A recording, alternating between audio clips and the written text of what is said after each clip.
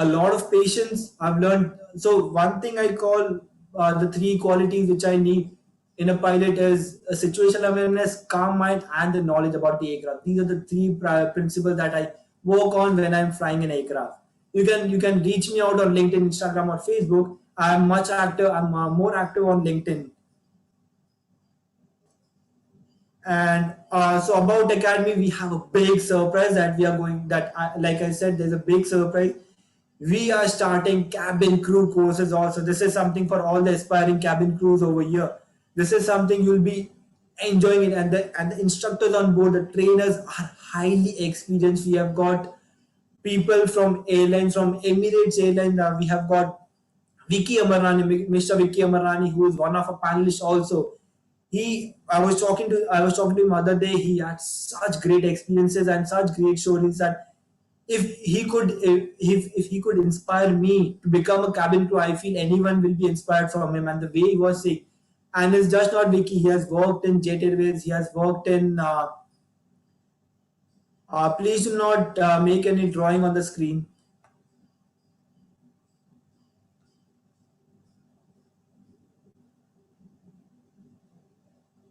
Whoever's drawn it, please delete it.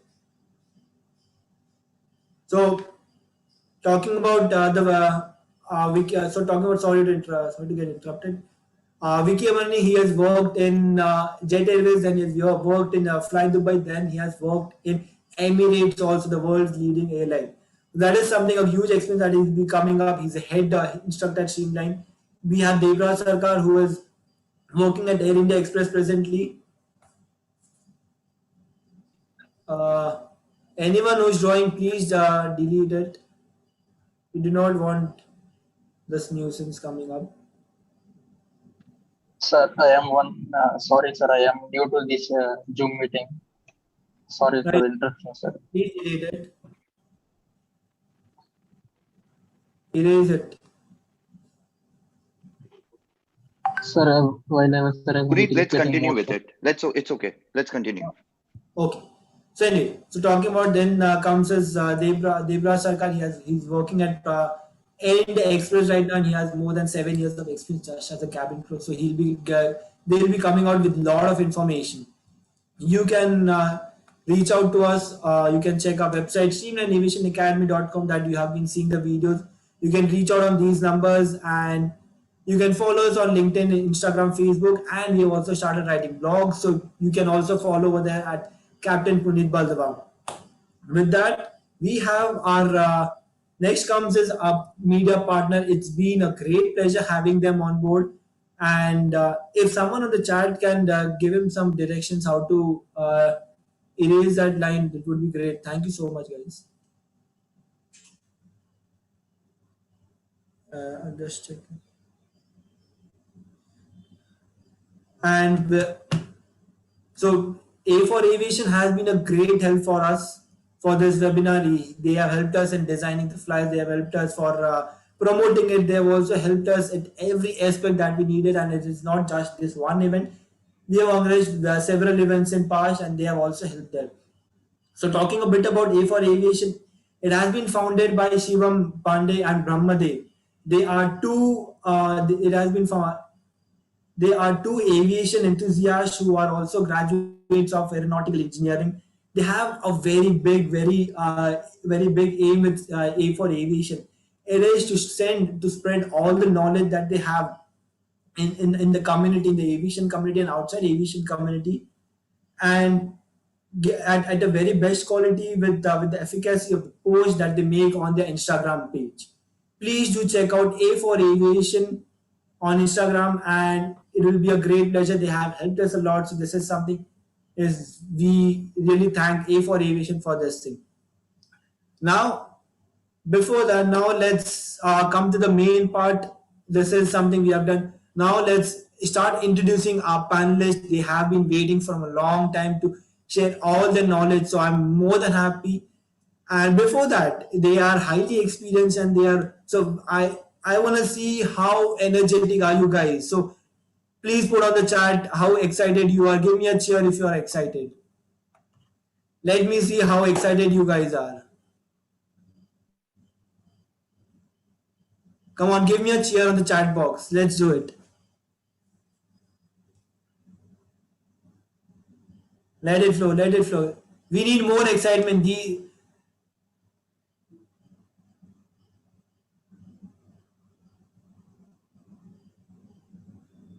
Amazing, amazing. That's great to hear that, and thank you so much. Uh, a few point. Okay, let's start with introducing our first.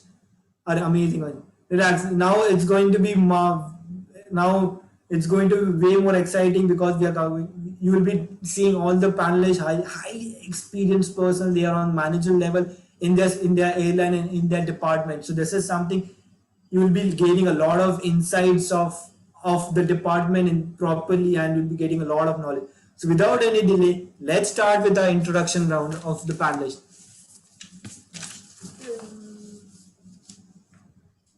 All right.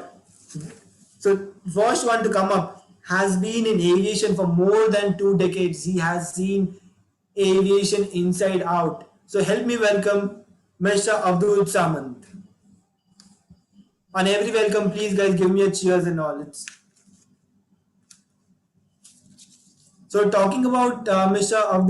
Avdut Narayan Saman, he has been working flight operations at Jet Airways since 1998.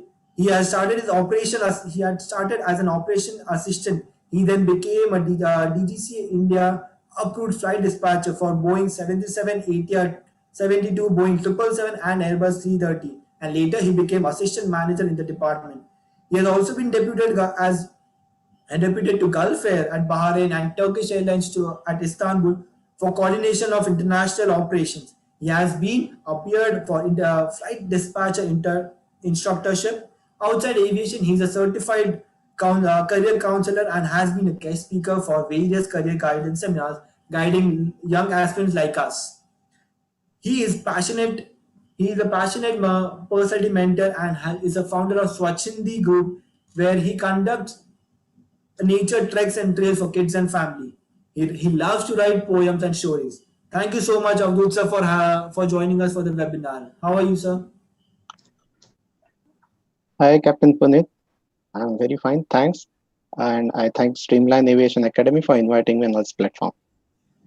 Thank you, sir. So before we start, I have one question for you, sir.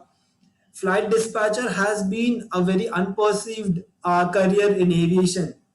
So, so before coming to the details, what is flight dispatcher? Can you just throw a bit of light about flight dispatcher? We are aliens to aviation. It's a perfect example. Seriously, 20 years back, I mean, I joined Jet Airways in 1998. So Right. that time also flight dispatcher was not so heard of. And today also the same thing. So we are not the front runners like the customer service or the engineers or the pilots or the cabin crew seen at the aircraft. We are behind the curtains. So flight dispatcher is a flight planner. He plans the flight. He coordinates with other departments, and he actually follows the flight. Flight following is done by flight dispatcher. So from the point the aircraft takes off to lands, he is Right. continuously monitoring the flights. He is assisting and sharing the responsibilities with the pilots to Right. conduct the safe, legal, and economical flight. And ours is a DGCA approval, and there's a mandate to have certain number of flight dispatchers per flight. Got it. Thank you so much, sir, for having, sir. We'll soon start the questionnaire. Next up is someone who has seen the development of pilot industry so closely that he knows every bit of pilot industry, every bit of piloting and training the pilots also. So help me welcome Captain Sumanta Guha. Hello, sir. How are you, sir? Hi, good evening, Puneet. How are you? I'm good. All good, sir. All good, sir. How was the flight, sir? All good, yeah. Everything was nice. Kudos to you and all the other fellow panelists for coming together and making this event. And it's really looking nice. I've been going through all your flyers and the way you've organized everything. Seems very nice, very well content. Thank you. So Thank you for talking having about me here as well. Thank you. So talking about Captain Sumanta, he is presently employed with Air India Express Limited on Boeing 77 fleet as a senior captain. He has previously worked with Jet Airways India Limited for over 15 years, and he has flown Boeing 737 and 777 fleet. He has been a line training captain on Boeing 737 fleet for over 4 years with Jet Airways and was an integral part of training department in the airline. He has approximately 12,000 hours of flying experience and a formidable exposure in training and testing the competencies of captains and first officers. He has participated in various test flights and ferries of the flights during his tenure at Jet Airways. Additionally, he is keen about traveling and culinary awareness. His aspiration for betterment of pilot training industries conquered him towards participating in this webinar. It's a great. Thank you so much, sir, for joining us. The pleasure is mine. Thank you, Puneet. So I have a small question for you. We have seen that you have been a pilot for almost 18 years, 18 to 19 years.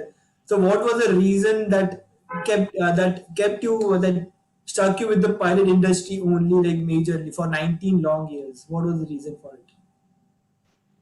So, firstly, a warm welcome to all the attendees on this webinar and my fellow panelists as well.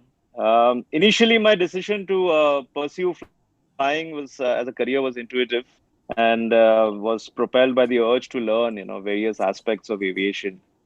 I can definitely say it's been a very rewarding and gratifying experience. Today, after being in commercial aviation for close to 18 years, I'm yet to take cognizance on various aspects about this profession. So that's an inspiration in itself for me to continue. And, I look forward to the joy of flying with as much as enthusiasm that I did when I was a student pilot many years ago. I'm sure there are a lot of student pilots here. Right, sir. It's a combination of all these elements, which keeps me motivated to continue in aviation until now and also for the future. Right. Thank you so much, sir. Thank you so much for joining us. Next up is someone who has shown if we work with discipline, it is on us that we can decide the peak capability for us.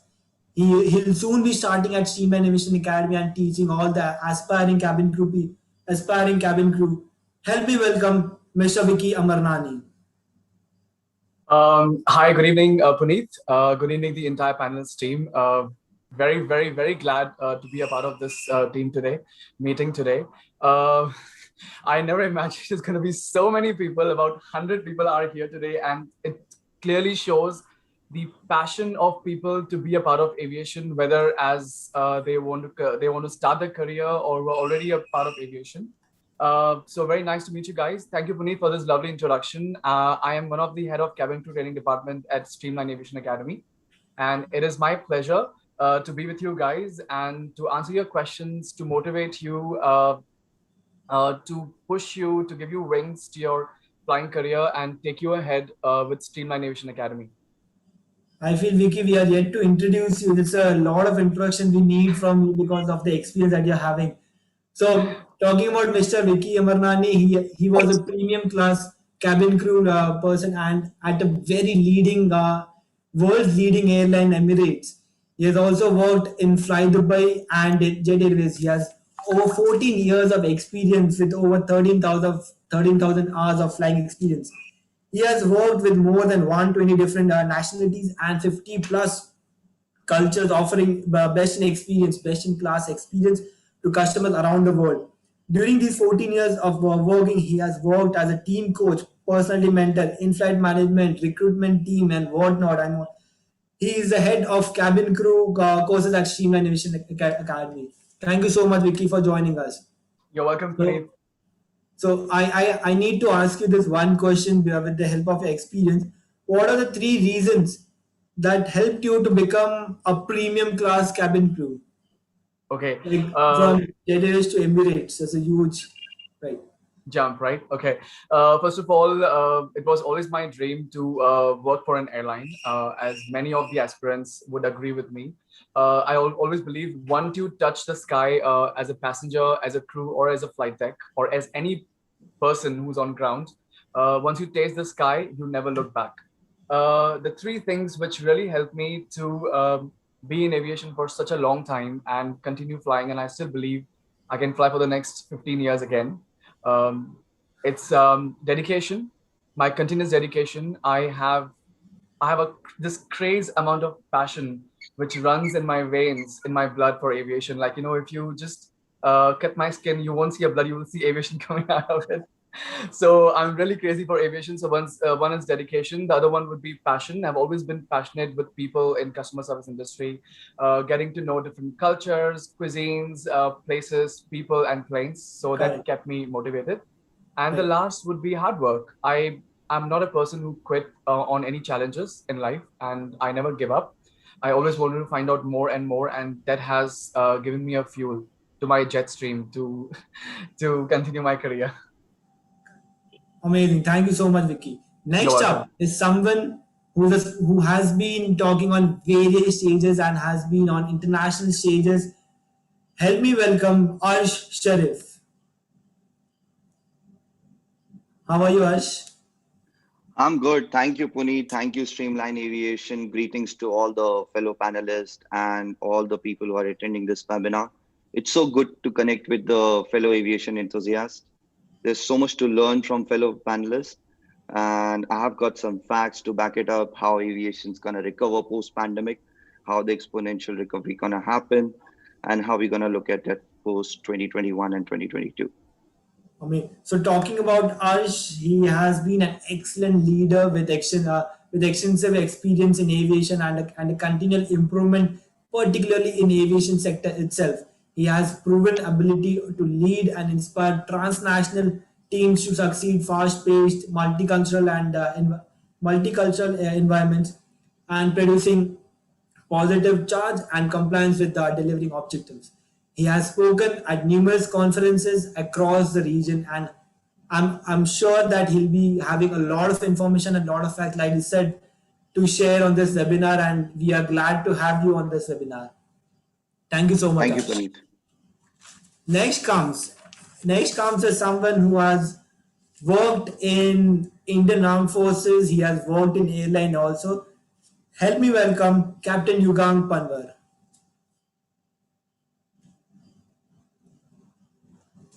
Hi, Puneet. Hi, everyone. Good evening. Hi, good evening, sir. How are you, sir? Good, yeah. Thank you for asking. How are you? All good, sir. All good. Thank you so much for joining. So, talking about Captain Yugang, sir, Captain Yugang Panwar is an airline commander at Go Air, right now Go First, and is a former armed personnel. He is core believer of professionalism and teamwork, resulting in a positive, calm, productive, and cohesive, safe environment.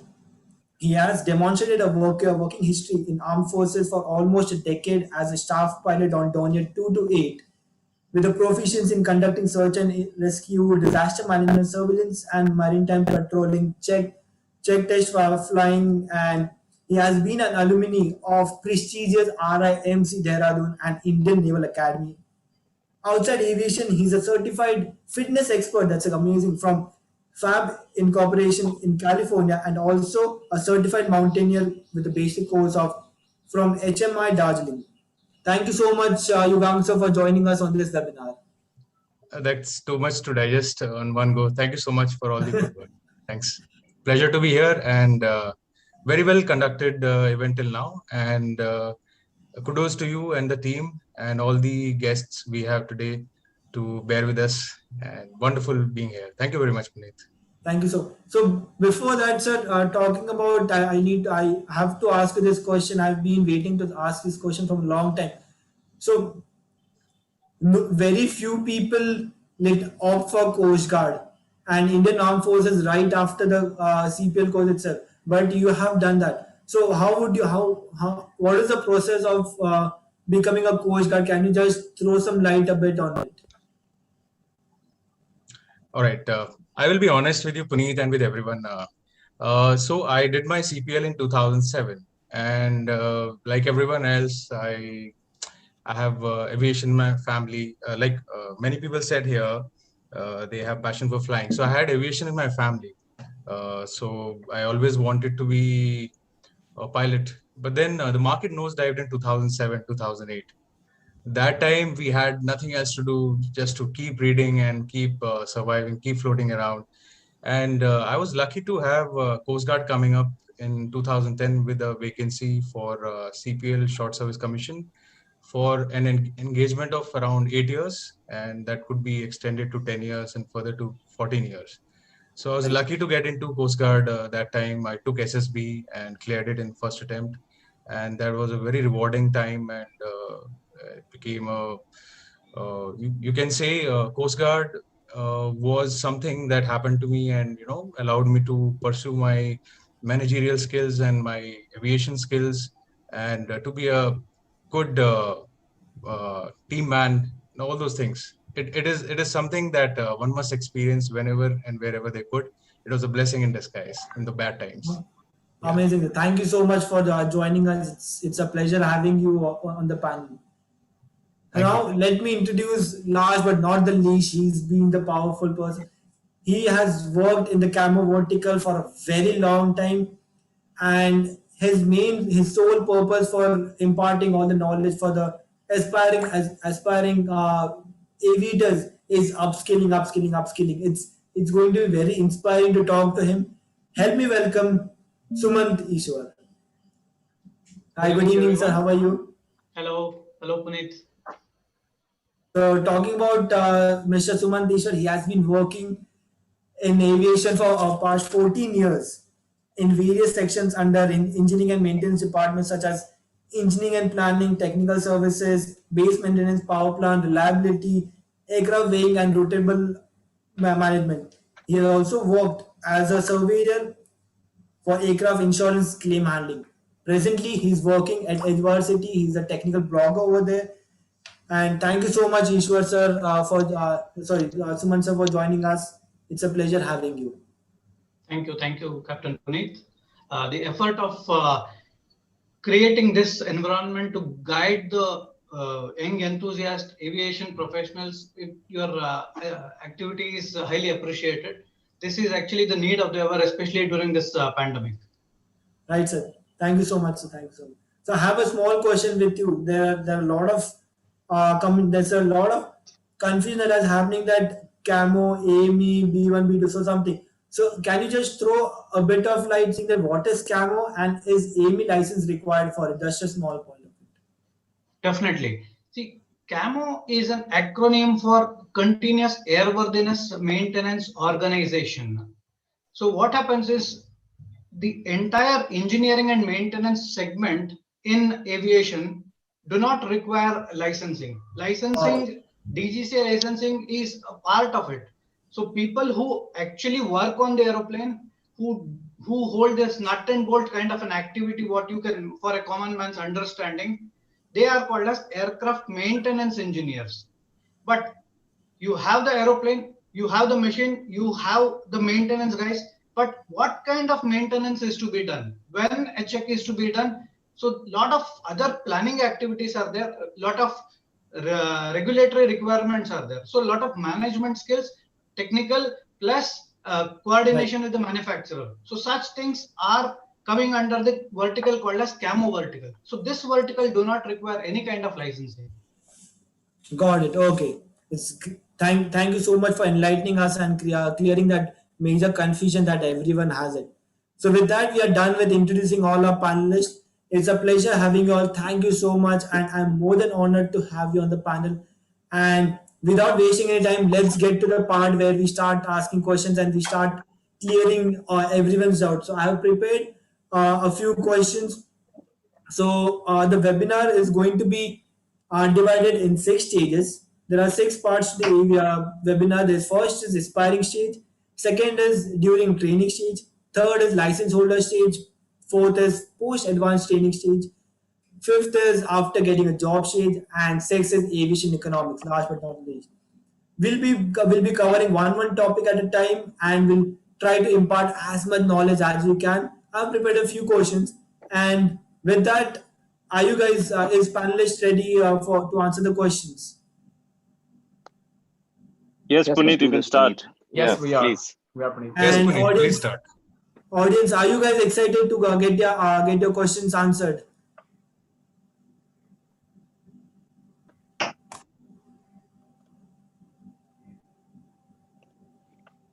Show some excitement. Let's do it quick, sir. Let's do it quick, guys. Come on, come on.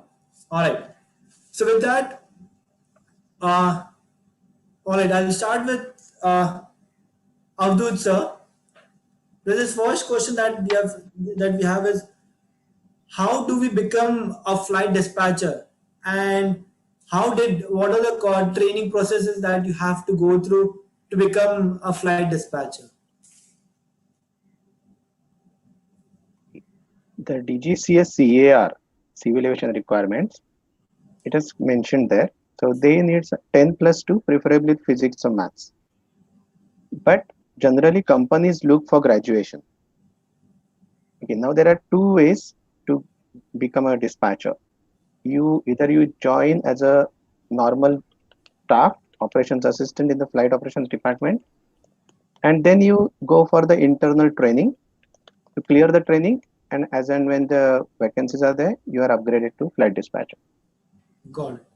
The other way is you can do this same course externally through private institutions. There is CT in Hyderabad, or maybe with FA or Jepson.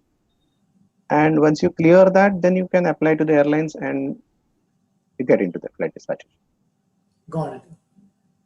The next question is for Captain Sumanda, sir. So, what are the 3 efforts that has to be taken in airline industry or in the training industry to cover up the gap between the practical experience and the academic experience? So, I feel you're on mute, sir.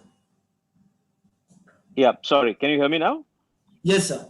Yeah. So the first initiative that the government of India has done very recently, I've been reading on media reports as well as news handles, that a lot of new flight training FTO organizations have been set up.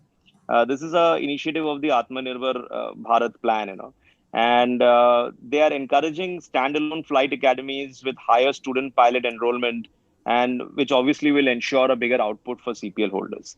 Also, the academy course in India is kind of streamlined, as Avdut mentioned, for flight dispatchers. For pilots also, most of the regulations are in line with the CAR, the civil aviation requirement. So every academy that has got a CPL course outlined will be in accordance with what the requirements are for license holders to obtain a commercial pilot license successfully. Also, in the recent past, you all have heard, everybody, I'm sure, that many airlines have started their own cadet pilot program, which is like an envelope program wherein a ab initio person gets in maybe after college, after 11th standard or 12th standard. The bare minimum is definitely physics and mathematics. And after that, he will be taken care of, or she will be taken care of throughout the training, including airline transition program. So that is a very major step that most airlines are taking. This was previously only associated with some of the international airlines worldwide, but this program is very good. There is some articles on LinkedIn where I see that IGRUA is one of these academies in Raebareli. I believe it's got some form of affiliation with the government of India. I'm not too sure on that. They have done exceptionally well towards increasing their training output in the last few months, especially during the pandemic time. So I guess this is all a combined effort that both the academies as well as civil aviation in India is taking a step forward, for higher output of commercial pilot release. Right. So next question is for Vicky. Vicky, you have seen this industry so well. So what are the 3 points that you would say, or what are the things that should be there when I can be sure, that yes, cabin crew is my field and this is something that I have to get into, because once you get into the cabin crew, it's difficult to come out of it. So what are the things that the aspiring cabin crew should be aware that this is what I wanted? Right. Puneet, thank you for that question. So the 3 things that I'm going to be bringing towards in my training, and it's going to be more than 3, fortunately, it's going to be the right knowledge, tools, and the guidance that you need, because there are a lot of many aspiring flight attendants who are completely lost about a particular airline requirements, the recruitment criteria, and the eligibility criteria as well. So there's a lot of miscommunication and misunderstanding, which is I'm going to clear. And because I'm aware of the recruitment, being a part of the recruitment team in Fly Dubai, I am aware of what are the requirements they exactly look for on the day of assessment for cabin crew. Then, of course, second would be basic training, which will be involving a lot of fun activities and learning activities, which will include basic knowledge of in-flight services, safety, security, and first aid. And last but not the least, it's going to be a lot of improvement on grooming etiquettes, communication skills, soft skills, personality development is what I'm going to be emphasizing on, and they will be learning from me. So these are the main tools and resources which I will be bringing in for the training team in the training department, which will be enforced. And yeah, a lot of aspirants will be learning from me and having the right knowledge. Correct. Right. Thank you. You're welcome. Next question is for Sumant sir. So there are two types of licenses, that is B1 and B2 licenses for AME. How would you help the aspiring AME people to decide which license should we go for? See, basically, A, B, B1, B2, and C are the 4 types of licenses which are available. So it's like when you want to do cooking, the basic things when you want to start like making coffee, tea, and all, that's considered as class A, wherein you will not do major activities. You will do under somebody's supervision, but minor activities, that is coming under the class A type. Then B1 is for the mechanical engineering stream, wherein he works on the airframe side or on the engine side. Then B2 is for the electronics and the electrical part of it. He is called as an avionics engineer. And C is on the major side of the major maintenance side of it. So these are the 4 verticals. Scope wise, all have the same thing. In fact, Okay. B1 and B2 are the things which people talk about, because A is a very limited scope. So in terms of remunerations, A gets less. In terms of C, it is after you gain experience on B1 and B2, you go to C. So it's basically when people have to decide between B1 and B2, it is purely their choice and their interest. So people who are interested in wiring related activities, Right. so they for B2. So it is like that. So scope wise, Okay. both B1 and B2 have the same thing. Makes sense. Got it. So next question is for Captain Yugang. So Yes, like you have done your training, the initial aviation industry has been in Coast Guard. So how did being in Coast Guard help you in civil aviation? Was there any upper hand that you got in airline during airline flying or getting into an airline? Yes, of course. Thank you for this question, Puneet. And I'd like to state that when I joined Coast Guard, so we were a batch of 10, and we joined Coast Guard thinking that day one we'll start flying and everything will be fancy. There'll be military aircraft, uniform, overalls, doing missions and everything. But we were brought to ground zero when we we were asked to do front rolls, back rolls, and stand in the sun and do a lot of things. I mean there is a lot of regimentation when it comes to armed forces, but deep down it makes you a better human being. It makes you realize the sense of belongingness to your profession, to your men, to what you do and how you do it, and it makes you realize the importance of this pretty life that you have got with you and how to make the best out of it. So we had a lot of men under us. Looking after them was a privilege, and I learned a lot from that experience. And Right. when all these taken together are implemented into cockpit Right. And as one an more aviator, question. they end up making you Sorry. have a feeling when you can take a better decision. Yeah, sure. Sorry, what's that? No, go ahead, sir. Go ahead, sir. Continue. All right. So it definitely helped me become a better aviator, to be more calm and composed when I came outside, and to have a look at things from a different perspective by virtue of having experienced a lot of operations and a lot of men and material management at the armed forces. Right. Yeah. So it definitely gave me an edge. And in yes or no, would you suggest the aspiring aspiring pilots to join Coast Guard? Like, or Well, it is a great opportunity. I was there for 8 years. My short service engagement was for 8 years.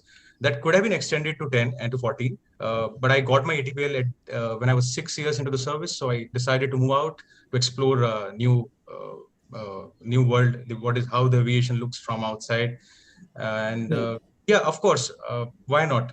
It gives you a pure taste of operations, missions, and excitement. It gives you a lot of activity in your life, and it definitely helps you out. Thank you so much, sir. With this, we are done with the aspiring stage. We'll head on to the during training stage. First question, Arsh, I have for you is there are many airports that has been opened recently. 5 airports have been opened for training purposes, and this is just for the training. There are many more airports that are being opened for small airports, tier 2 cities airport. So how do you think these airports will help you generate the revenue for an airline, or with the part of vacancies in aviation? How would you connect that? Thank you, Puneet, for the question. Well, when we talk about the opening of the airports in terms of training, we need to realize that there is a huge supply and demand gap, which is we gonna witness in 2022 and 2023. Okay, and these are the studies quoted by Bloomberg and IATA both. And India is one of the biggest market coming in the field of aviation, second to the China. Okay, and when you talk about the cities which are opening up the airport, there is a term known as aerotropolis. Okay, it helps in the socio-economic fabric of that particular city. There's a lot of trade happening. There is a lot of independency in terms of the culture being exposed, and there is a lot of KT happening, which is a knowledge transfer. If we talk about the connectivity, go back into the times, there was a seafarer, like Mumbai port was there, Dubai port was there, the sea freights were happening. Okay, Correct. and there was a big economic growth in those cities. If you still go back to India, you'll see Gujarat, or you will see Mumbai, or you'll see Cochin. So there is a huge economic growth, or maybe Kolkata, like that. But now the connectivity has to be there in order to increase the seat filling thing, because post pandemic, it's going to be very different how we used to see it pre pandemic. Okay, so aerotropolis is a term I'll see in terms of India and other regions. Yes, Europe has been utilizing this a lot because there is a airport fees which are like London Heathrow is charging a lot compared to a small airport, and this is the reason that the low cost carriers are using small airports, and there is a lot of subsidies given to that. But coming back to the Indian aviation economic, it's quite different. But I think to cater such a large population and how we're going to see an exponential rate increase, they need to be more developments from the government side in terms of giving aids and subsidies, which is really going to help aviation boom exponentially in coming time. So there's going to be a good future for Indian aviation that's going to happen. Yes, very much. Yes, very much. You need to understand that in every industry, if you see future, you don't see today or tomorrow. You need to have a 5-year vision or 10-year vision. So the government is certainly realizing that the aviation is the future. And that is the reason they are investing a lot on infrastructure. Correct. Right. So next question is for Yugang, sir. There are cadet programs and there is conventional program that keeps happening. So what would you suggest for aspiring people to take up? Should they go for cadet program or the conventional program? Yugang, sir. So you're on mute, sir.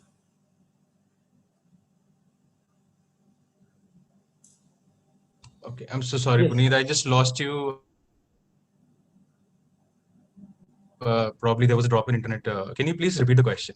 So what I'm saying is cadet program a more value for money program? Should aspiring pilots opt for cadet program, or should they go for the conventional program looking at the pandemic situation for once?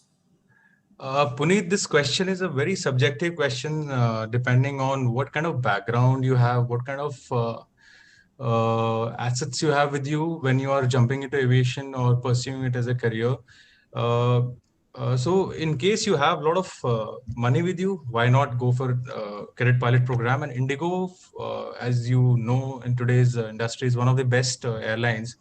And there are many other airlines who keep coming with cadet pilot programs.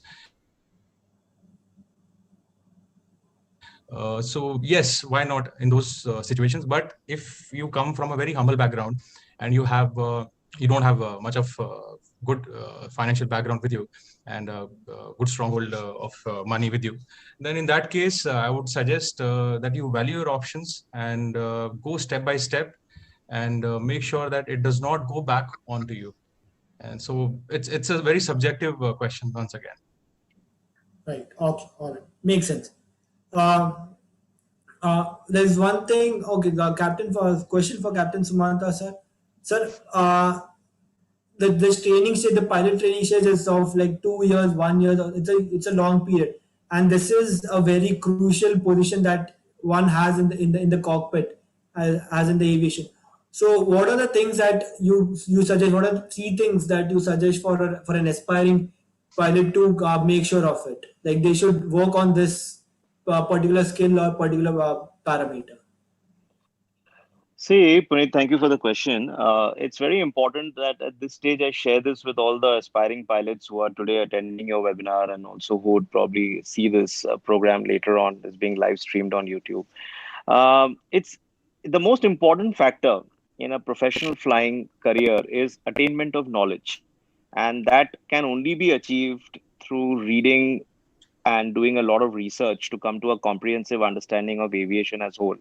It cannot be achieved through isolated reading. So at any point in time, whenever a pilot is at a training stage, it is important that he diversifies his reading. He understands, he gets to get different topics under his comprehension, because aviation is dynamic. There are a lot of things that is happening.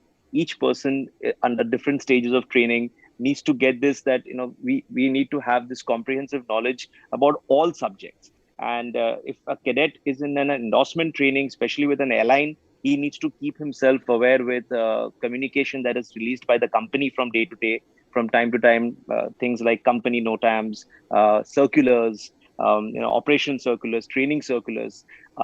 During the simulator stage, it is very important to practice your dry runs, your normal procedures. You should have cutouts of the aircraft specific cockpit that you are being trained on in your house. Try to do some chair flying, practice your normal procedures from there. So yeah, all these things put together will help the trainee keep engaged during the training stage. At the CPL level, at an initial stage, it is important to read as much as possible. As I said, diversify your knowledge, try to get different aspects and factions of aviation under your belt.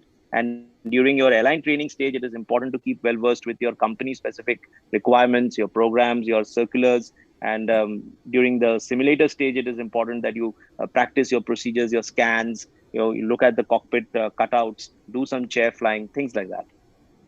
Got it. Thank you so much, sir, for enlightening. Last question for this stage is for Avdut, sir. How do you what is the process? How do you train to become a flight dispatcher? Can you just put it in a brief manner? Yep. So stages of the flight dispatcher training you're asking for, right? Right, sir. How do you Okay. become a flight dispatcher for once in a brief Yes. So initially there will be a classroom sessions for around 3 months, that followed by DGCA exam, 6 papers, which are air regulations, metrology, navigation, flight planning, aircraft technical, and aircraft performance. Once you clear these papers, then there will be OJT of 90 days, followed by DGCA Viva.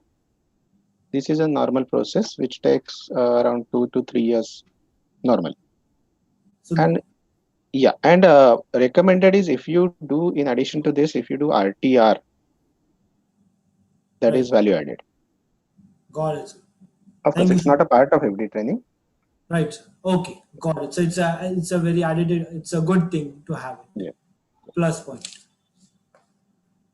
With that, we go on to the license holder stage. Uh, for this, the first question is for Vicky. I have this one question. It has been a very difficult time for everyone in the industry, for cabin crew for once, but I feel there are few skill sets for cabin crew that can be used at few other different places also. So what are the few skills that you would like to suggest that they should have it, and they can be a good powerhouse for them for the future process for future career? Puneet, thank you for that question. As Captain suggested earlier about the having the right knowledge in aviation is extremely important. Cabin crew plays a very vital role in an aviation industry. On the other hand, it's the entire teamwork, which makes the flight take off and land successfully. Every sector, every destination. However, for cabin crew, because you're the ambassador of the airline, you're the face of the airline, so customer service is something very, very important they are looking at.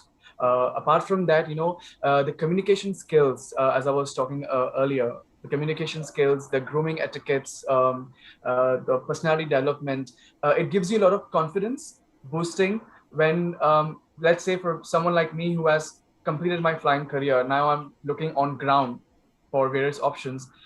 The opportunities are really, really wide. It opens up your doors to a lot of many other things, like it could be a hotel industry, it could be a huge customer service industry.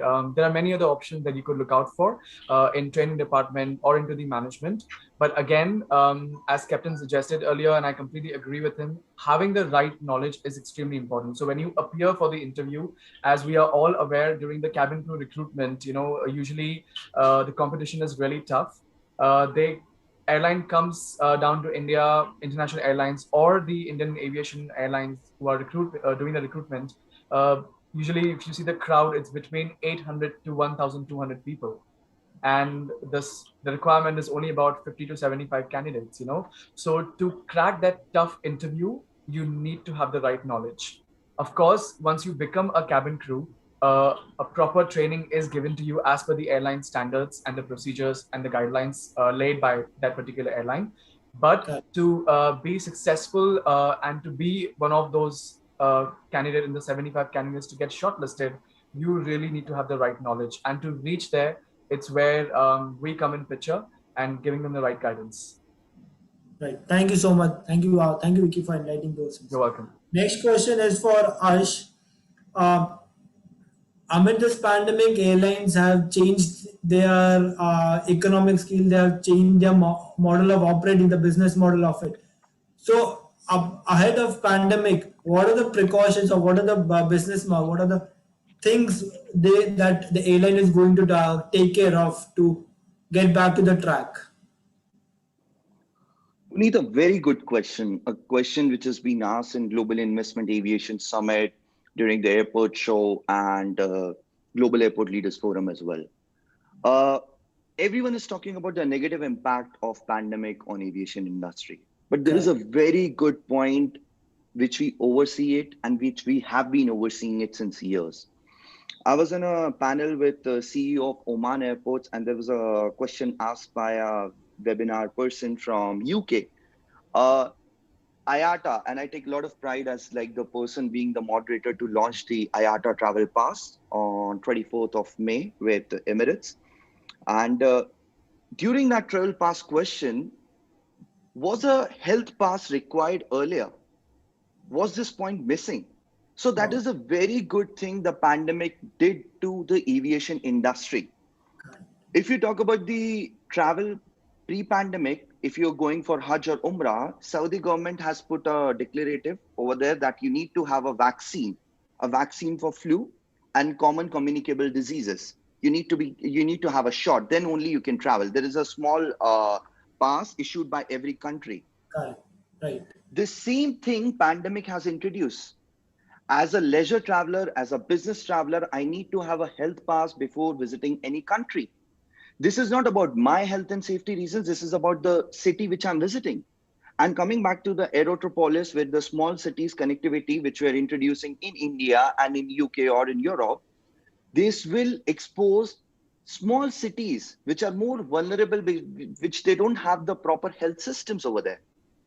So the good thing the pandemic did is remodeling of the health structure in the aviation industry or in the travel industry.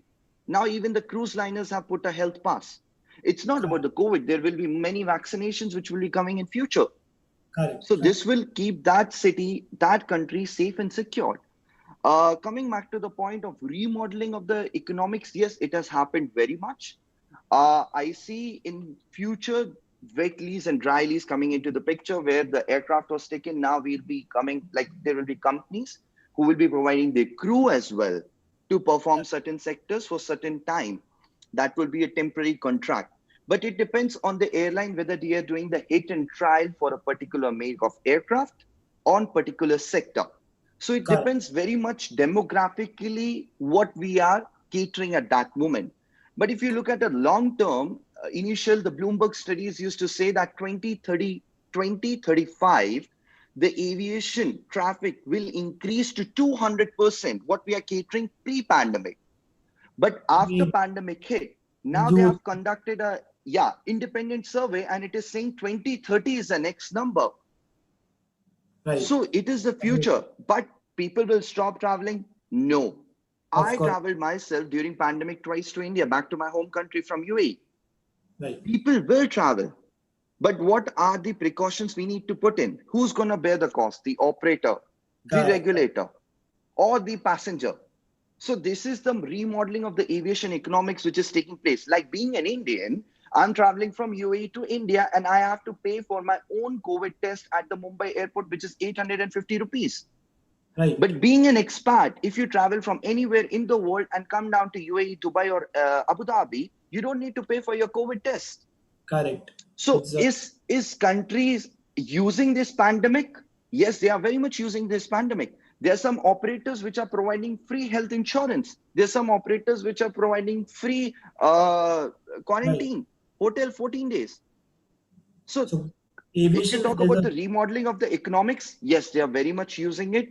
Now there is a very big question lying to the regulators, how they're going to deal with the health pass, which is going to be an added economic thing for the passenger or to the airline.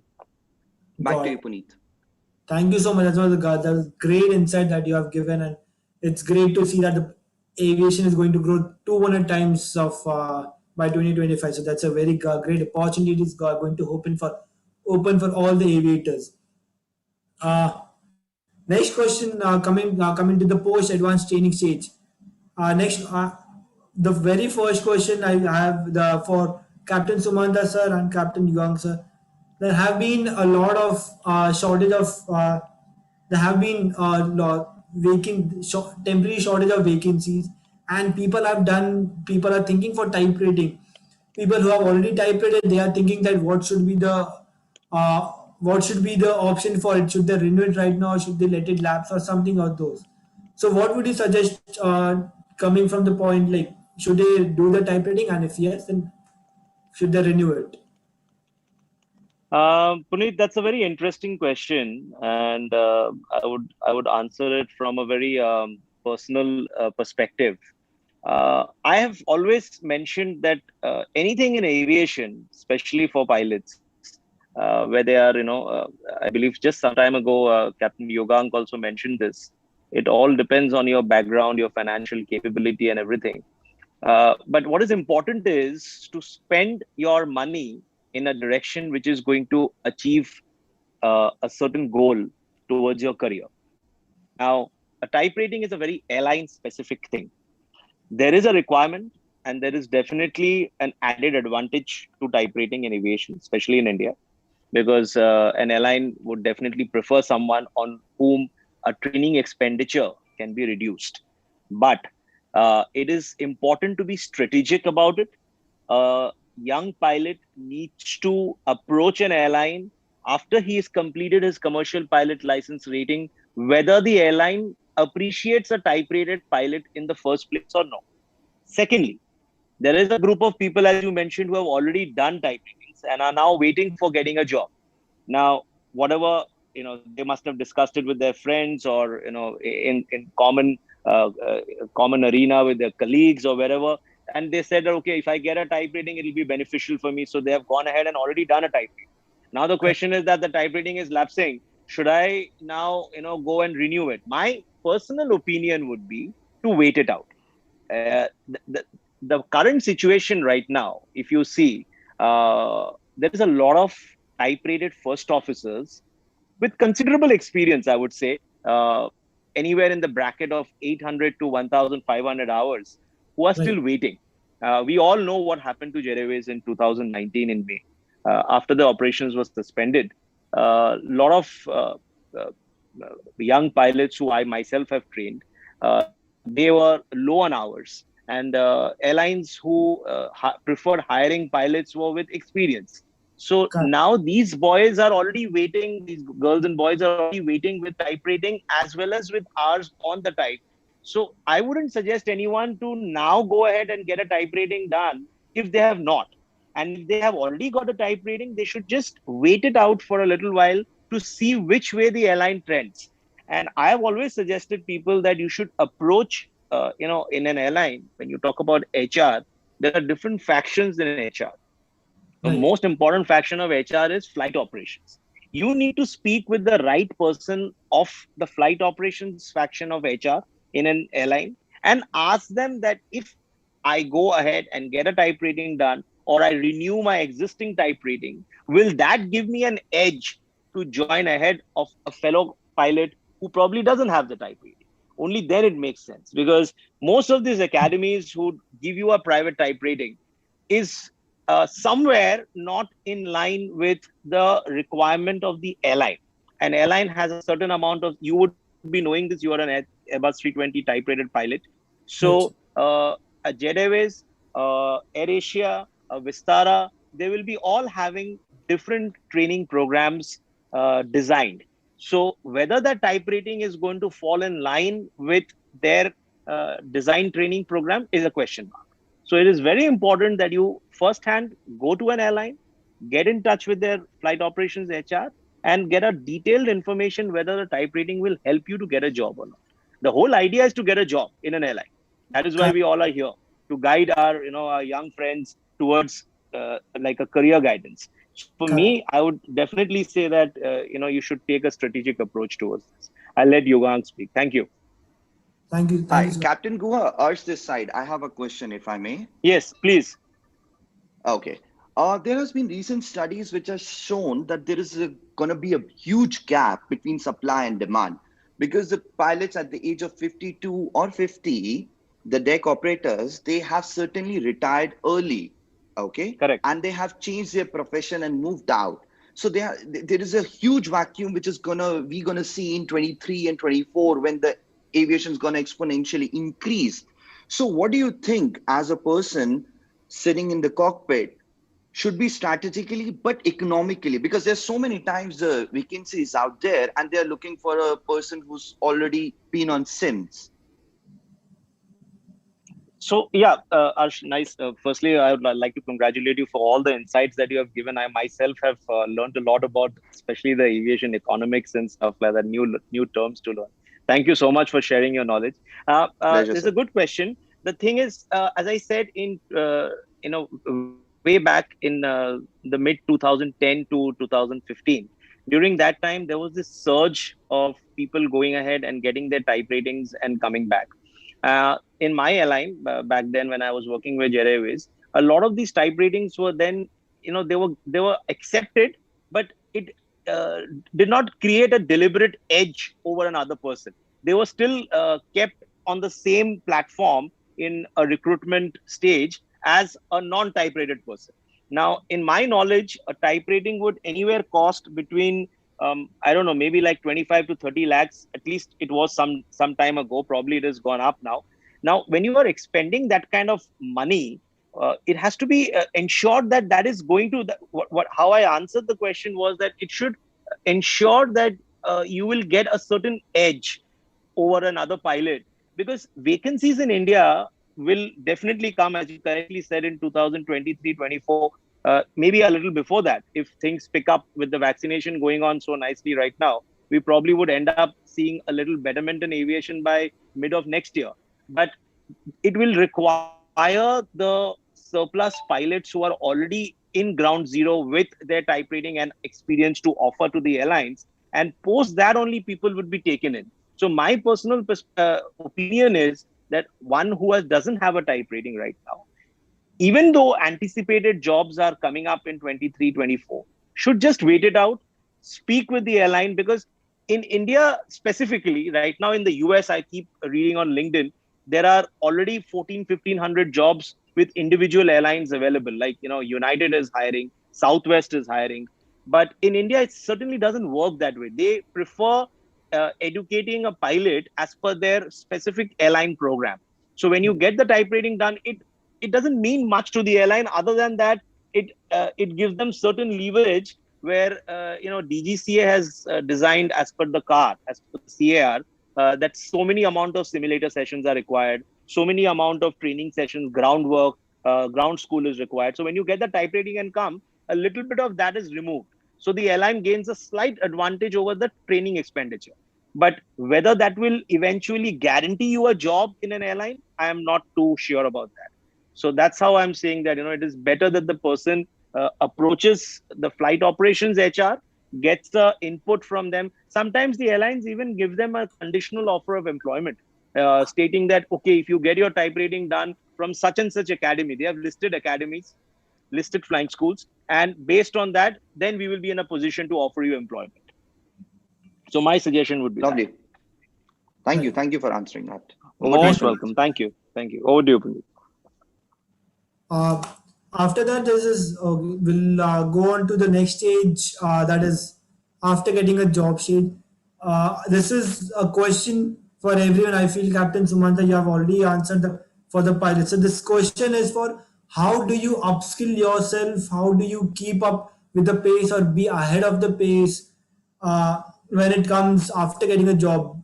These qualities can be during the training stage also, but after getting a job, you feel like, now I've got a job, I do not have to worry about it, like it's all done. So what are the skills that you think that is to be taken care of? Starting with Captain Sumant sir.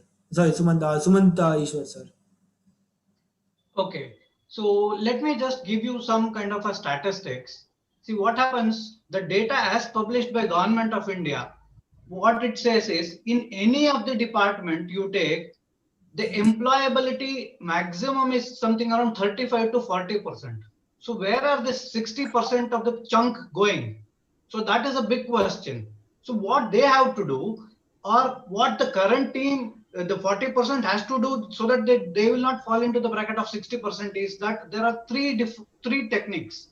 One is adapt to the tech savvy world.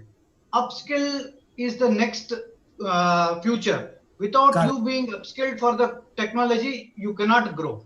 And third is be ready for this cross-functional job profile. Like for example, I am a B1 AME. Now, if I do RT as well, while doing taxi, the airline need not opt for another B2 guy in the cockpit. So I am using that. Now, so in whatever activity it is, so there is some kind of a cross-functional manpower reduction. So you have to project yourself. You have to sell yourself with all these activities. Otherwise, you are not saleable in the market. Simple. Correct. Coming with this question to Vicky, how would you suggest to keep upskilling these qualities, the skills that you're required to be a cabin crew? How would you say that after getting job? Right, Puneet, for cabin crew aspirants and people who will be selected in the cabin crew, please ensure that you keep yourself updated with various other departments, because what happens is when you are working as a cabin crew in a particular airline, you get so indulged and busy with your rosters because in a month your roster gets very packed and busy, and because of which you actually get very distant from the usual knowledge which is happening in aviation. So keep yourself updated. E-learnings is one of the platform where I always used to keep myself updated, doing a lot of different courses you could do, which airline itself offers. Like for example, Emirates, they have a Emirates University in Dubai, wherein for a cabin crew they do offer a lot of security courses in safety department. You have various options. You could keep yourself updated, and actually doing those courses certifies you at the same time, and it opens up your doors to a lot of other opportunities once you quit flying, which has happened in my case, because now when I quit flying, I do have certificates from a lot of skills that I've upgraded myself with. Correct. Coming to this question with Avdut sir, how would you suggest for a flight dispatcher to be upskilled at every moment? What are the three things that you would suggest? Initially, you will be certified for a first aircraft type, basically. Then if the company has another type, you will be then trained for those type of aircraft. Initially, you will handle the domestic flights, and once you get the knowledge and experience, then you will be put on say international flights, because international flight planning is a huge thing. A lot of concepts and a lot of issues to be considered. And once you are through with say domestic, international, and you're seasoned, then there are two ways up. One is the trainer. You can become a trainer in it as a flight dispatcher trainer, Right. or you can get into the management cadre, flight operations, flight dispatch management. So if you want to get into the trainership, then you need the trainer skills. You can upskill that. Or Got it. if you are getting into the management, then management skills. Right. Coming Over to to this you. question with Yugang sir, how would you suggest for a pilot to upskill, or maybe as a Coast Guard person, as a Coast Guard, from a Coast Guard perspective? Thank you for the question, Abneet. Wonderfully summarized by Vicky and other panelists on the group. We need to keep working towards upscaling our resume in terms of academics and social skills and courses available online. And e-learning is the best platform that we can pursue in these days, as we cannot move out to have a face-to-face interaction with anyone.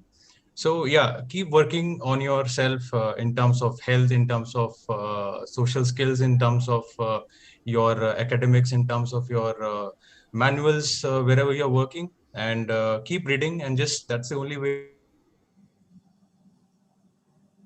as of now available to us in these times. So I would definitely agree with the panelists, what they have said.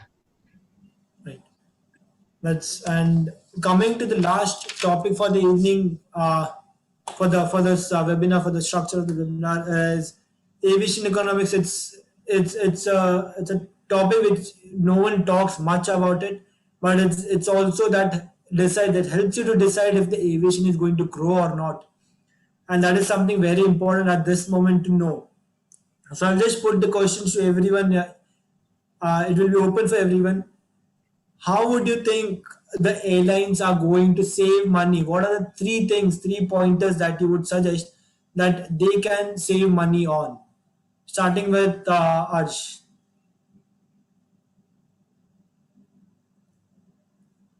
Thank you, Puneet. Thank you for the question. Um, when we talk about this pandemic thing, it has certainly changed the operator used to fill the seats before. Okay. When we talk about filling of the seats, there used to be 2-class, 3-class type of cabins in a particular airline. Let's not talk about a low-cost carrier, okay, a normal premium airline. And they used to struggle filling the first-class cabin or the business class. During the pandemic, we are still in the pandemic, the first class is already booked. The business class is already booked. Correct. So things have drastically changed, okay? And now they are struggling filling the economic class cabins. When I'm talking about Emirates, Etihad, British Airways, Singapore Airlines, like that. Let's not talk about low-cost carrier in this. During pandemic, many airlines have realized that passenger traffic is fine, but there are two types of aviation running in parallel. One is a passenger travel and second is the cargo, the flight one. And there's so many airlines which are entering into the new world of cargo. Correct. Okay. So when we talk about the deck crew, yes, there is a lot of opportunities in the cargo side, in the freight side. And when we talk about there's so many questions. I really want to take this question about the AME, like there's been job loss during pandemic and all. I certainly don't agree with that. AMEs, I think there was hiring done in on the state sides or on the European sides. I'm not sure about the Asia Pacific region, but there was a lot of hiring done because putting an aircraft at a standstill requires more cure, more Right. things to be taken off. Okay. It's been rightly said the aircraft is being made by man in order to fly, not to keep it at ground. Okay, when you keep it at ground, there's a lot of inputs, there's a lot of cost, and there's a lot of hiring done on the AME side. So yes, I certainly believe that this is the industry. The freight industry has not been hit much. The AME industry has not been hit much. And if you understand the cyclic process or the economy of any industry, how it works, it's more of the cash flow. Like, let's not talk about aviation, let's talk about hospitality. Okay, hospitality has been equally hit. If you talk about the entertainment industry, yes, it has been equally hit. Okay, let's not talk about aviation, let's talk about the under industries. They are also struggling. There's so much of layoff in under industries as well. Okay, when people look up to aviation, oh my god, there's no future, there's nothing, but they don't Sorry to see this interrupt you, is Harsh, sorry. but sorry to interrupt you on the topic. Let's stick to aviation at now. But yes, I got a point saying that there were a lot of a, uh, hiring that is happening for aviation, and it made good sense that because every 12th day there is this 10 aircraft that they have to maintain at all together. So that Very is true. one thing that is true. Correct. Uh, throwing this question to Vicky. Uh, what do you think? Could there be any saving that can be done for with respect to the cabin crew? Can there be any savings that can happen or any improvement? Well, Puneet, I personally believe this is for cabin crew department. They cannot cut down on a lot of things because, first of all, a particular aircraft, when you're flying as a cabin crew, there's a minimum set of cabin crew that has to go on the plane. I have spent my last entire year with this pandemic working as a cabin crew with Emirates Airline, where, from March until June, we were badly hit by the pandemic and we were not flying at all, not even a one flight in the entire 4 months.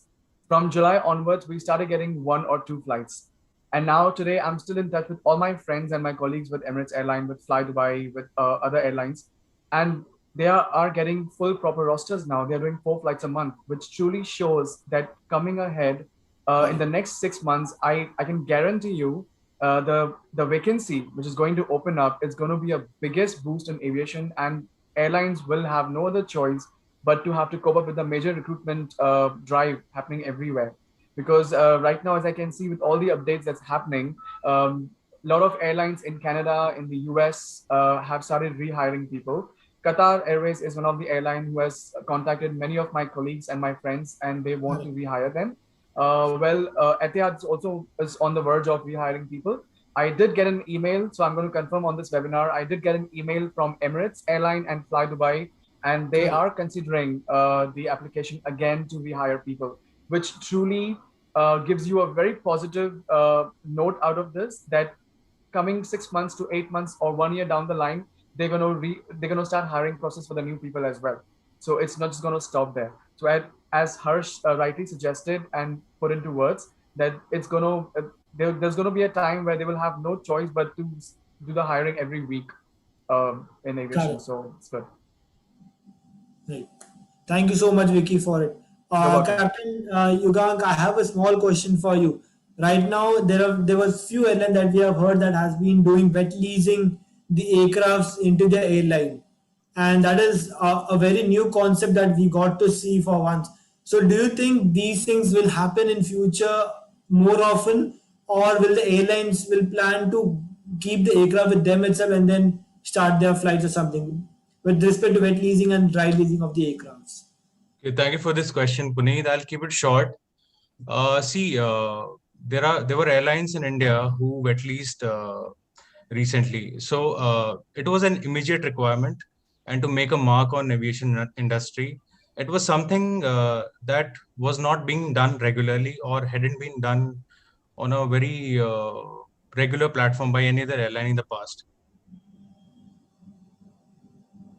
So they did it, they gained profits out of it, and it was a temporary requirement, a temporary measure taken by the airline. So they reaped benefits out of it. However, if you talk on a broader perspective, training a crew on a particular type of aircraft or a new aircraft, or getting into the dynamics and all the finances of that part, it takes a lot of planning, it takes a lot of effort, and most importantly, the finance part. So yeah, wet leasing is a temporary measure, and done by few airlines in the past and would be done in the future as well, subject to all the requirement. Right. Avdut sir, what would you like to say on this on this question? What inputs would you like to give on this thing? You're asking about where the airlines can save on money, right? So the question is, should the airline start wet leasing the aircraft, or like in past there were few airlines that have done wet leasing. So will it happen? Was it for once? Is it going to happen, or we can have a multiple time also in looking at a broader perspective that the way Yugang sir was speaking. See, airlines can buy an aircraft or they can lease the aircraft. Even there is some, first they buy, then sell and lease back. So these are all financial strategies. A dry lease, wet lease are operational strategies, as Captain Yugang said. So Right. if you want to test the waters for some time, for quick thing, then yes, get wet lease, wherein you get the aircraft, you get the crew, and nothing much. So you have to just spend on it, and you reap the benefits. So initially, now if you look at if the pandemic is gonna get over in phased manner and we are gonna come up, the aviation is gonna come up. There are aircraft available. The leasers are offering the aircraft. So yes, you can take on a lease. Wet lease could be better if you are trying a different aircraft type, altogether different aircraft type. Maybe so. Those who have a bigger aircraft and want to operate on smaller routes, they can go for a smaller aircraft type. Their wet lease will work out surely. Right. All right. And the last question for the evening for now is for Suman sir. Um, how do you see future AME industry growing? Are there going to be more of vacancies, or are they going to hire experienced people or for the new people? Or how's the future for AME industry for one? Suman sir, can you throw some lights on this question? Definitely. See here, the thing is the future in for the aircraft maintenance is in artificial intelligence and machine learning. So what was actually done manually will now get automized, and then there will be some kind of a reduction in manpower as well. So unless the people by themselves get trained to all this newer technology, it is tough for them to survive. So that is one important thing. And the carbon footprint, hydrogen fueled aircraft, all these things will come into picture.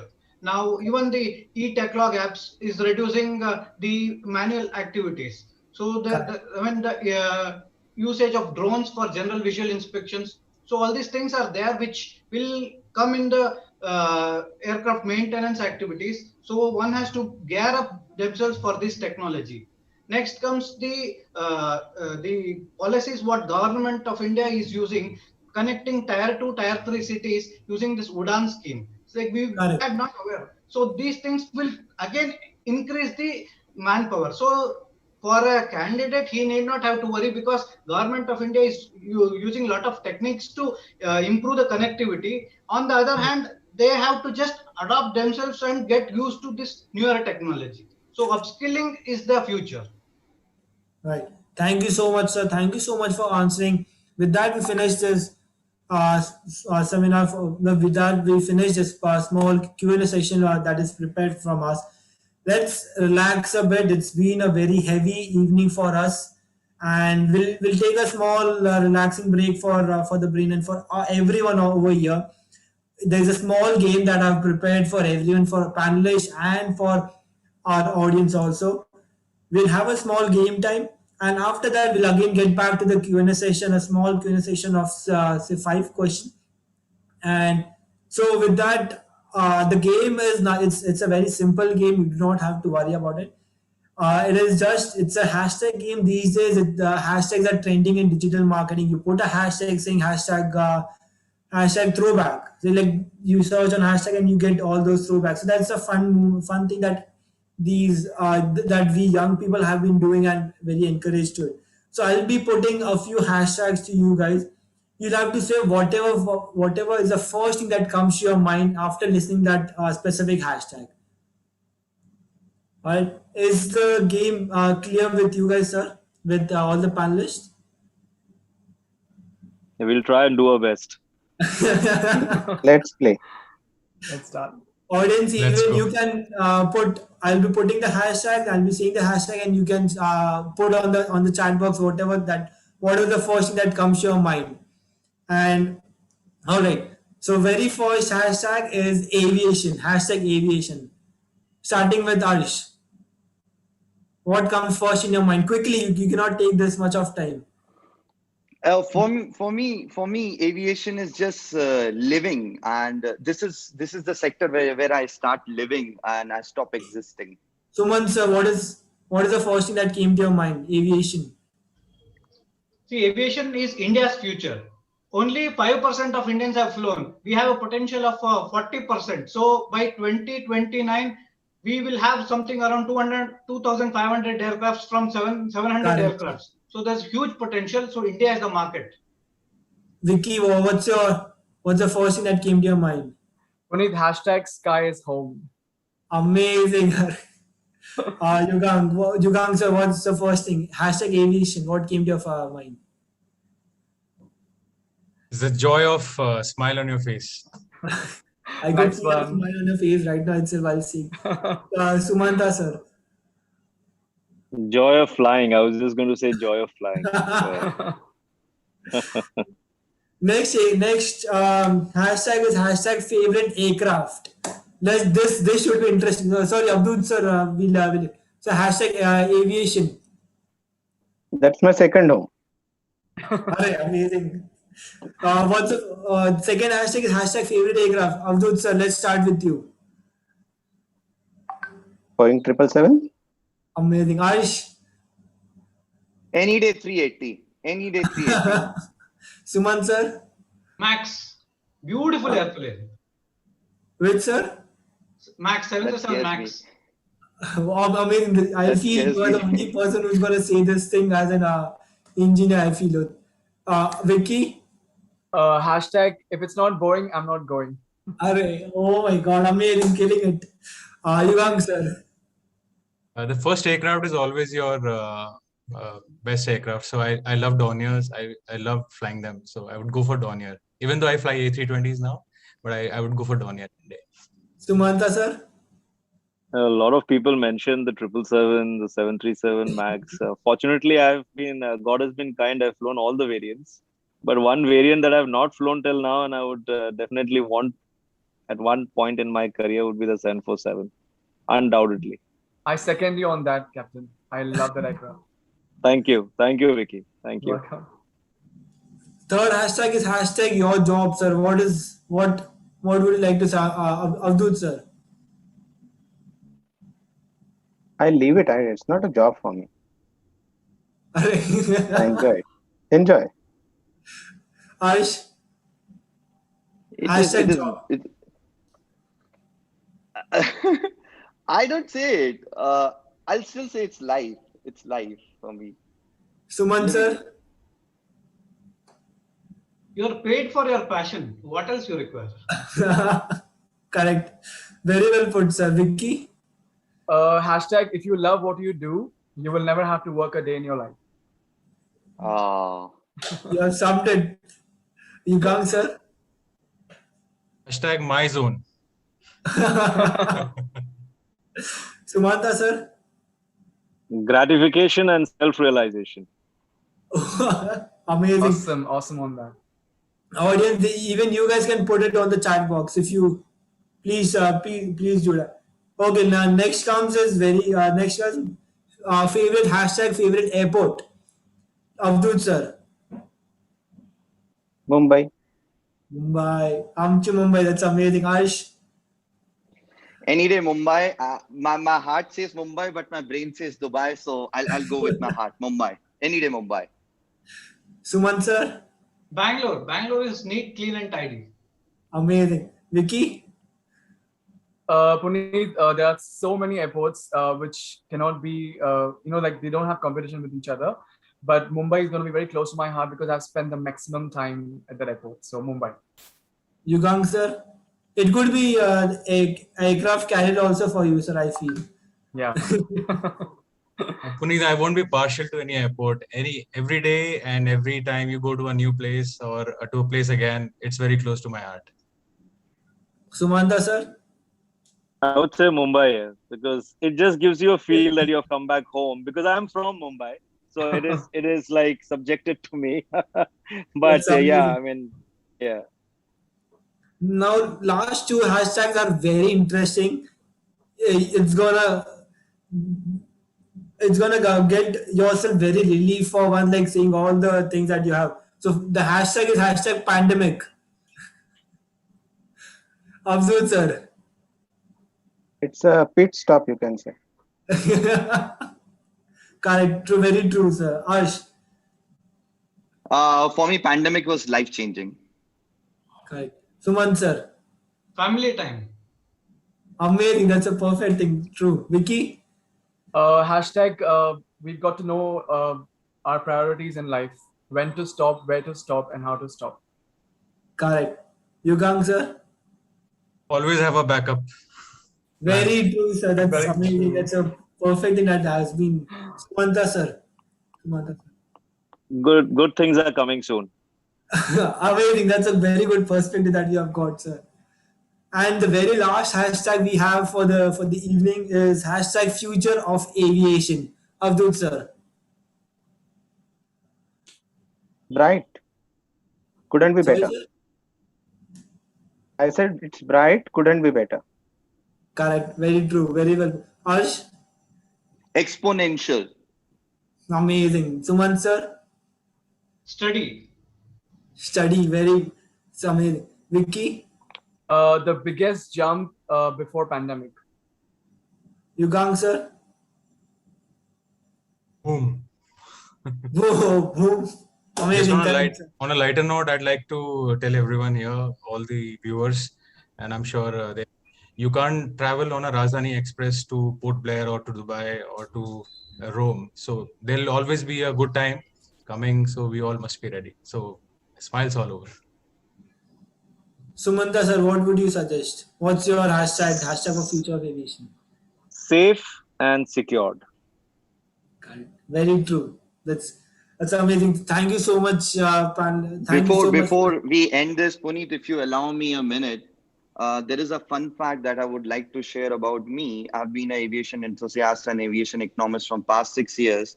And during the pandemic, I joined Streamline Aviation to start my CPL at the Right. age of 32. After having a stable job in Dubai, doing everything, I am very passionate. And there is one thing I was missing. My dad was a captain, and I wanted that captain before my name. So I'm like, let's work towards it. For all that 3 to 4 months of lockdown, I was studying with Mr. Puneet. He was teaching me MET. And there is another instructor over there. He was teaching me navigation. And then RT classes I took. So I'm just waiting for my exams to happen.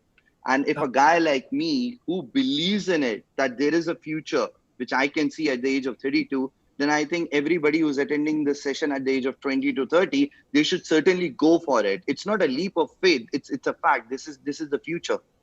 Correct. Right. Thank you so much, Arsh, for putting those kind words. Thank you so much. It means a lot to us. Pleasure. Puneet, I have something to add as well, please, if I Yes, can. yes. please do it. All right. So for all the future cabin crew aspirants, we have something very exciting coming up.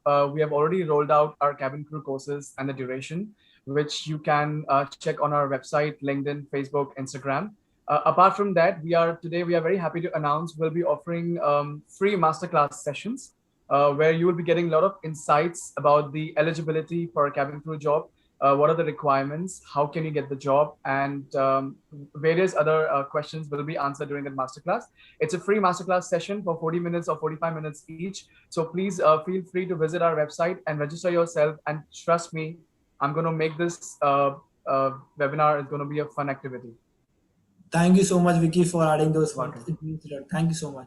With that, we finish our game time. Puneet? And yes, yes. Puneet, this is Avdut. Yes, sir. Yes, sir. Go ahead, sir. Can I have 1 minute? Yeah, absolutely, sir. Please, please. Go ahead. Till now, I spoke as a flight dispatcher, Right. but the career counseling doesn't let me, keep calm. So I am putting an analogy here to all the aspirants. Life treated as a long haul flight. Everybody wants to fly best route, optimum flight, economic speed, minimum fuel, no reroute, no diversion. What is important is the contingency and the whole fuel we have, and the nearest suitable alternate. And so that is what the plan B is. Right. Let's treat this pandemic as an en route turbulence. Focus on the destination. We know the diversion plan at every moment. Monitor our MDF. Correct. the main is that your emotional intelligence and financial literacy. Correct. If you Absolutely. are done with these things, if you are ready with these things, you can go through any of the obstacles. Right. CRM is the thing. CRM is, we call it crew resource management. Here you can say career route mapping or career route management. Vaccination and precautions are the new normal. So aviation industry will definitely thrive. Flight dispatch, any profile, particular profile will be there. Any specific company or any specific individual is very subjective. Right. Tomorrow I may or may not get a job, but there will be a requirement for flight dispatcher. And so I Correct. should be in the top best. Right, sir. So that's what I wanted to just convey to. Thank you Thank you, thank sir. you so Thanks much, for sir, for giving that flight analogy to and make people understand the future of aviation and what has to be taken care of. With that, we finish our game time and let's come a bit to the serious time. We are a small break is done. We have a small Q&A session. I'll give 2 minutes of time for everyone to please start putting the questions on the chat box, and we will address 5 questions and we'll quickly do it because we are running a bit of bit. We have already crossed the time limit for once, so we'll do the Q&A session a bit quick. We'll be answering 5 questions. So please put your questions in the chat box. It's open for everyone. Please you put it quickly.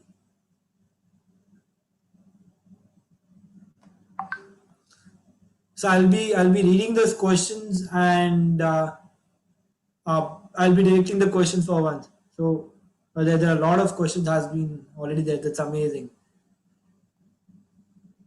So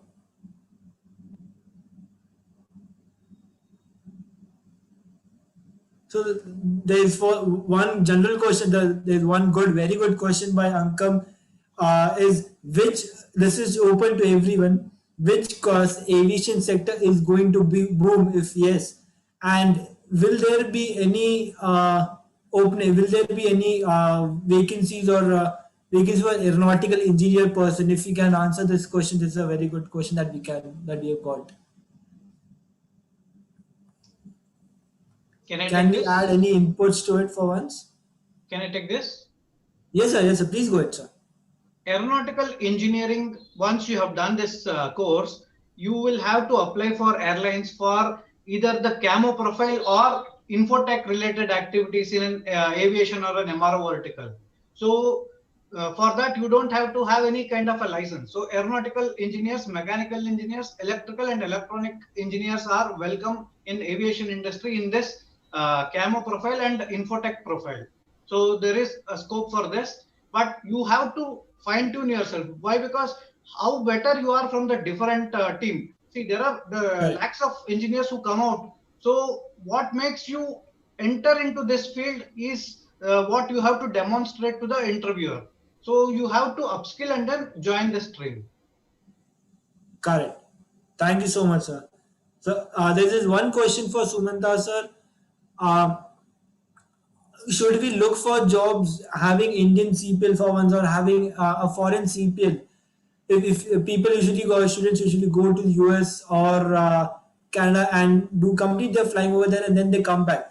So there's a question saying that should they apply for an instructor job over there and keep flying and wait for the vacancy wait from there itself, or should they come back and study over there in India, study over here in India? No, so this is a good question. The thing is, when people go abroad, uh, the infrastructure of recruitment in Indian airlines and airlines. When I say Indian airlines, I mean to say airlines based in India and airlines who are operating internationally abroad. There is a big difference, especially the differences with the minimum requirement in terms of hours and experience. So the most of the people who go abroad to do their flying, they end up becoming flight instructors to do hour building. Now, Oh, with the amount of hours that they build there, see, it works two ways. First and foremost, you are making a living out of your being an instructor. You are gaining experience in becoming a flight instructor, which in its own way has its own accord of achievement. So that's a very good thing to do. There's no two ways about it. It builds you as a pilot. It helps you to get a lot of perspective in terms of flying ability, skills. That all is absolutely 100% sure. But in addition to that, it gives you the hour building, the experience.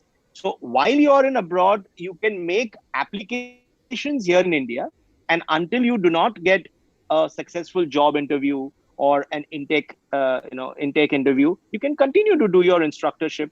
But again, doing instructorship abroad also involves cost. It also involves spending a certain amount of money towards your instructor rating. And the place from where I did my flying from New Zealand.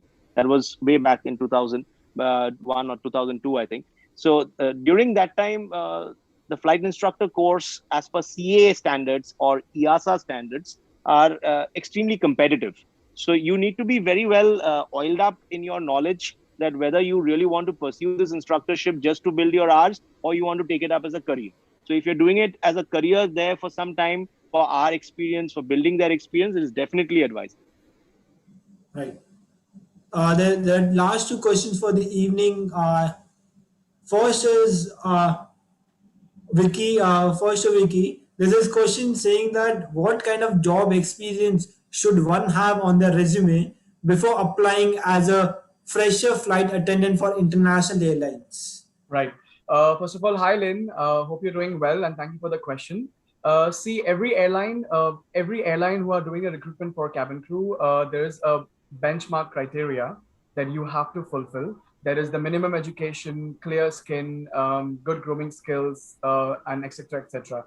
Apart from that, for international airline, if you're a fresher cabin crew and you're applying for an international airline, having a basic customer service experience is something they consider it as very potential candidate for you. So whether you have worked in an international call center, whether you have worked with an international brand hotel, could also add on a lot of potential to your CV when you're applying for international airlines. So I hope that answers your question. And I can see, Puneet, the next question is from Mars. Hi, Mars. Some of the skills for cabin crew that make you stand out from the rest. So yeah, when you're applying for cabin crew, Mars, first of all, of course, an excellent communication skills is very, very important, because you're going to be the face of the airline. You will be the ambassador of the airline. A personality that stands out, which means that you have to be an excellent team player. You are congenial. You're very friendly and positive. You're a quick learner, and you adapt to situations really fast. You're a global acumen, which means that you acknowledge your team, and it's just not about yourself, right? And apart from that, if you know any other foreign language, it's considered as one of the key potential when you're applying for an airline. So I hope that answers your question. All right. So there's one last question for the evening. That is to Ash. There's a question saying that in a very short manner, how would you describe the recovery of aviation in just 2 to 3 points, and we'll sum it up. Okay, so when you talk about the recovery, you need to understand that there are companies who still have more than 100 A380s parked. Okay, they certainly know that there is going to be a need. There's going to be a passenger growth. First thing. Secondly, if you talk about in terms of Indian aviation, there is IPO launched by companies not to survive or to exist, but for the expansion plans as well. Okay. Right. And the tertiary one, like keeping Asia Pacific aviation aside, the aviation in UK, Europe, or in States, the flying schools are still getting the applications. Right. So the recovery is something which I think maybe in 2 months' time, we'll be able to see it, witness it. In 6 months' time, we will be experiencing it. And in 1 year's time, it will be back to normal business as usual. Correct. Right. Thank you so much. It's a good insight that we have got. And I hope whoever asked this question has got the answers. And with that, thank you so much, everyone. Will end the session over here and will end this webinar over here itself. Thank you so much, everyone, for joining on this webinar. It's a pleasure for us to have you on board. Thank you, panelists, for taking out your time from your busy schedule and coming over there and sharing the insights of aviation and sharing the knowledge that you have got, and it's a very huge help that we have got. And thank you so much for the audience also for joining in. It has been it has been a good, knowledgeable session, I feel, and you must have got a lot of insights and still a lot of questions also. So you can, I'll be sending you an email with with the feedback form. You can put your questions over there, and I'll be directing these questions to all the to all the panelists, and whatever answer I'll get, I'll make sure that I convey those question. I convey those answers to you guys. So thank you so much everyone for joining in. Before we leave, can we have a small Zoom feed that we can call it a selfie on virtual? So can everyone switch on their video and we can take a small we can take a quick screenshot of it.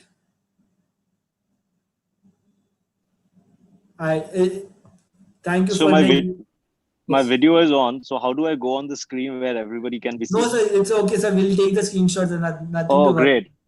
great, super. Let's put a Thank big you, Puneet. smile and let's pose for a Zoom selfie. Zoom fee. It's Zoom fee. Yeah.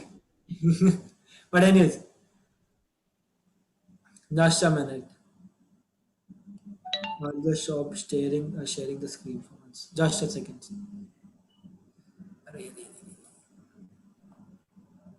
Where is? Please, everyone, comb their hair and everything. Get ready with the smiley face and everything. And yes, just a minute. I'll take a screenshot right now. Keep smiling for 5 minutes. That's how the aviation is going to be in future.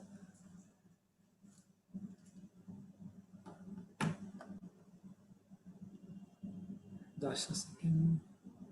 And just a minute, sir. And yes, with done. Thank you so much, everyone, for joining in. It has been a great pleasure for me as well as my academy to organize this webinar. It's been a wonderful journey talking to you and talking to all the panelists and gaining all the knowledge. Thank you so much, everyone. And with this note, we'll end the webinar. Let's hope for the best that aviation will grow, and let's be prepared as the backup things that we have. Thank you so much. Keep following the COVID protocols. We are still in the pandemic situation. Please make sure that you follow all the COVID protocols. Thank you so much for joining in. Good night. Thank you, Take care. Puneet. Thank you, Welcome, Streamline. Puneet. Thank you, fellow Thanks panelists. Thank to you. all Thank the you, Puneet. panelists. Thank you. Thank you so much. Thank you, everyone, for a great teamwork. Wonderful session. Thank you all. Stay safe, guys. See you.